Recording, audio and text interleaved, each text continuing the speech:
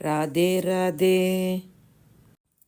ఈరోజు దుర్గా నవరాత్రులలో రెండవ రోజు నేను గాయత్రి పూజ చేసుకున్నా. శ్రీమాతా శ్రీ మహారాజ్ఞి శ్రీమత్ సింహాసనేశ్వరి చిదగ్నికుండ సంభూత దేవ కార్య సముద్యత ఉద్యద్భాను సహస్రాభా చతుర్బాహు సమన్వితా రాగస్వరూప పాషాఢ్యా క్రోధాకారాంకుశోజ్వలా మనోరూపేక్షు కోదండా పంచతన్మాత్ర సాయకా నిజారుణ ప్రభాపూర మజ్జద్ బ్రహ్మాండ మండలా చంపకాశోక పున్నాగ సౌగంధికలసత్కచా కురువిందమణిశ్రేణీ కనకోటీరమండితా